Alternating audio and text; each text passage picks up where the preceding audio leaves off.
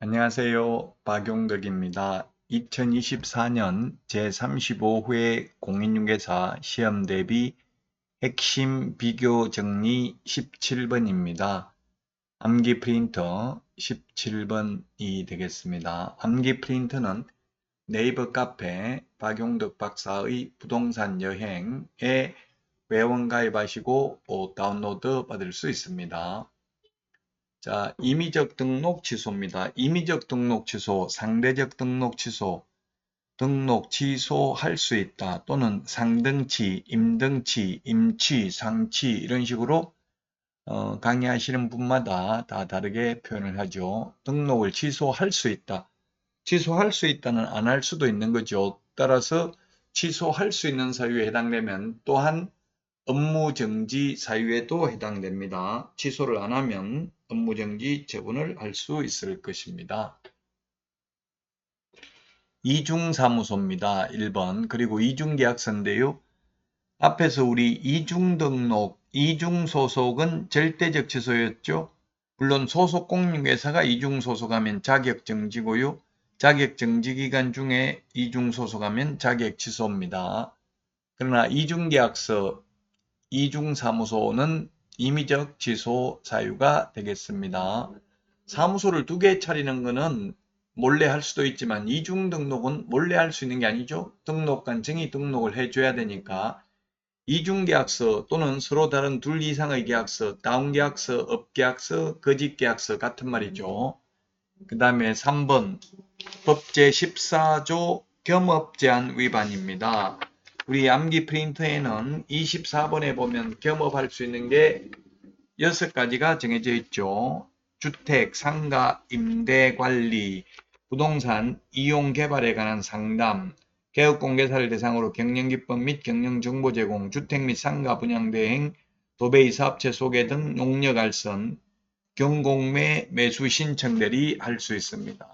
법인의 경우 물론 경공매 매수 신청 대리는 부칙개공의 경우는 할 수 없습니다. 이 겸업 제한을 법인이 위반한 경우 그리고 4번에 임시중개시설물 뜻다방이 되겠죠. 설치한 경우 임시중개시설물을 설치하면은 이중사무소와 처벌규정이 똑같습니다. 또한 1년 이하의 징역이나 1,000만 원 이하의 벌금에 해당되죠.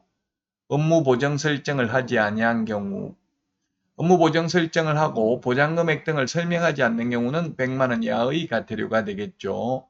그 다음에 6번 전속중개계약 체결하고 비공개 요청하지 않는 한 7일 이내에 정보망 또는 일간신문에 정보를 공개해야 되는데 이를 공개하지 않는 경우 7번 금지 행위를 한 경우 금지 행위는 우리 암기 프린터 11번에 있습니다. 매무수거 관직상투 시공시 10개가 있죠. 개업공개사 등의 금지행위. 금지행위를 하면 등록을 취소할 수 있고 소속공개사는 자격 정지할 수 있습니다. 8번 최근 1년 이내에 3회 이상 업무정지 또는 과태료 처분을 받고 다시 업무정지 또는 과태료에 해당되는 위반행위를 한 경우 즉 3 플러스 1인데 3 플러스 1 즉 4번 중에 과태료가 2번 이상 포함되어 있어야 임의적 취소고요. 과태료가 1번밖에 포함 안 되면 절대적 등록 취소 사유가 되겠습니다.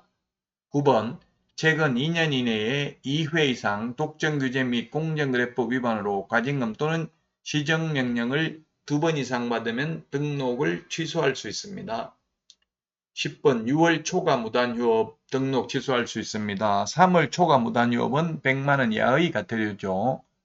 11번 등록 기준 미달입니다. 법인의 등록 기준 5가지가 있었죠. 암기 프린터 3번에 이게 등록을 취소할 수 있는 사유입니다. 이중, 겸임, 보증금, 채근, 휴 등 이런 식으로 암기하도록 하겠습니다.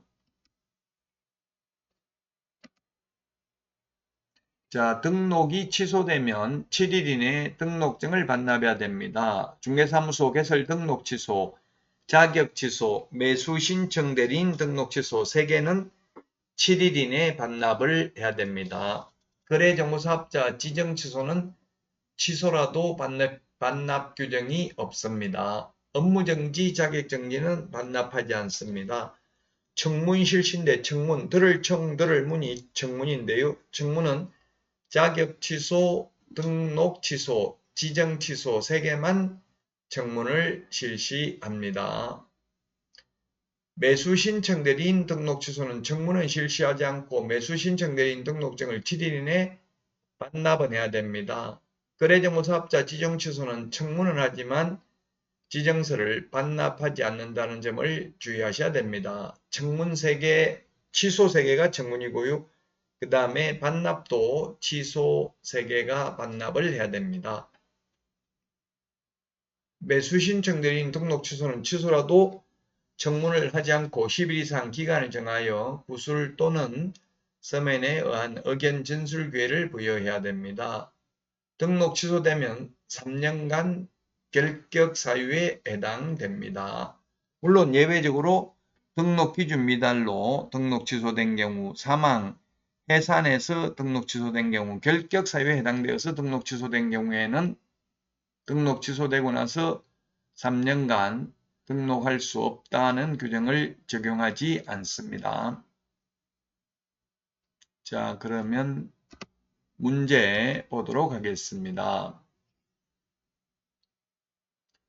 개업공개사 갑의 소속공개사 을이 중개 업무를 하면서 중개 대상으로의 거래상 중요사항에 관하여 거짓된 은행으로 의뢰인 병의 판단을 거르치게 하여 재산상손해를 입혔다.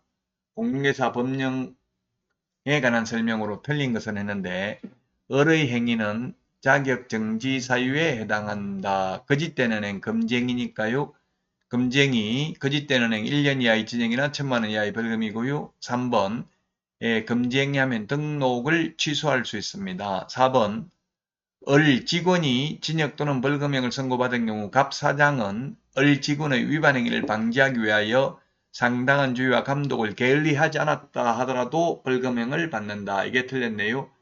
양벌 규정은 과실책임입니다. 사장이 직원의 위반 행위를 방지하기 위하여 상당한 주의와 감독을 게을리하지 않는 경우에는 양벌 규정에 의해서 벌금을 부과하지 않습니다. 소속공개사가 을이고 사장인 개업공개사가 갑입니다. 5번 병은 갑에게 손해배상을 청구할 수 있다.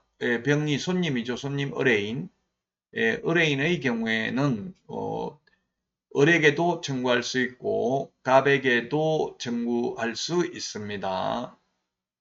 네, 사장에게도 청구할 수 있습니다. 그러면 직원이 잘못한 경우에는 사장에게만 책임이 있고 직원 책임은 없다 하면 X입니다.